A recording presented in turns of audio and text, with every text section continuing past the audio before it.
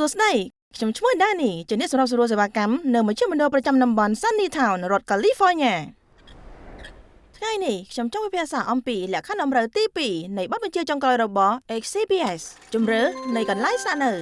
លក្ខខណ្ឌតម្រូវបញ្ជាក់ថាអ្នកមានសិទ្ធិជ្រើសរើសកន្លែងដែលអ្នករស់នៅអ្នកអាចជ្រើសរើសរស់នៅជាមួយអ្នកពិការភាពអ្នកគ្មានពិការភាពឬរស់នៅតែម្នាក់ឯងក៏បានវាជាជម្រើសរបស់អ្នកតោះត្រឡប់ក្រោយបន្តិចនៅមុនពេលដែល Lorenzo បានផ្លាស់ទៅ Sunny Oaks ដើម្បីដឹងថាតើចាប់បៃបងโซ Nelica និងកូនភ្លោះបានជួយគាត់ឲ្យរកឃើញផ្ទះដ៏ល្អឥតខ្ចោះដោយរបៀបណាសូមឲ្យសម្លឹងល្អថ្ងៃនេះណាអរគុណហើយ Venus ត្រៀមខ្លួនហើយឬនៅ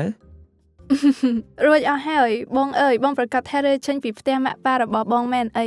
Naomi មួយជីវិតបងនេះតែងតែធ្វើការច្បាស់លាស់ជានិច្ចបងស្រឡាញ់ម៉ាក់របស់បងប៉ុន្តែគាត់ដូចជាមិនចេះអៀនខ្មាស់សោះអូមែនណ៎តែគាត់ពិតជាមនុស្សបែបហ្នឹងអីកុំប្រកាន់ម៉ាក់អីណាកូន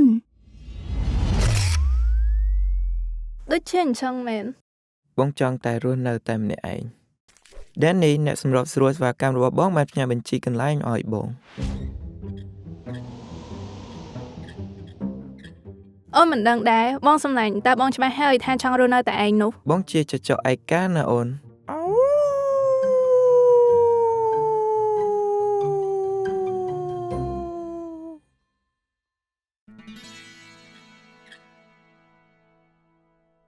អាយ៉ាសំឡេងនៅកន្លែងនេះអស្ចារ្យមែនអាហាអូទេអូនភ្លេចទូរស័ព្ទក្នុងឡានអូនសន្យានឹងម៉ាក់បងថានឹងថតរូបខ្លះផ្ញើគាត់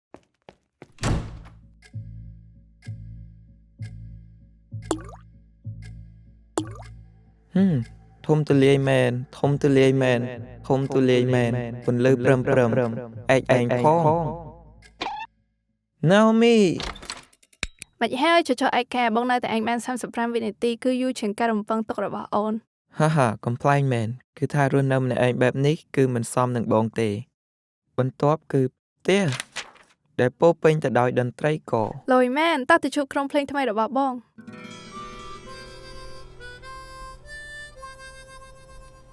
ចាប់ផ្ដើមគ្នាយើងអេកុំតន់បងជាអ្នកតន្ត្រីក៏ដែរតើបងលេងជាមួយពួកគេដែរទៅមិនដែរ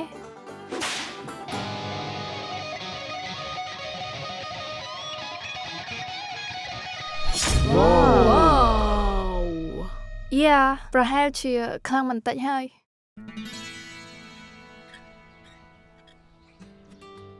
Venus អូអត់ទេខ្ញុំជាប្អូនស្រីភ្លោះរបស់ Venus តាខ្ញុំឈ្មោះ Nova តើអ្នកជាកូនភ្លោះដែលឆ្នះនឹងមែនប្រហែលហើយនេះគឺជា Maya Steven និង Dexter សូមស្វាគមន៍មកកាន់ផ្ទះនេះសម្លាញ់ខ្ញុំគិតថាយើងក៏តែឲ្យគាត់ចូលមកក្នុងផ្ទះសិនទៅមែនអត់នេះគឺសំរុំល្មមហើ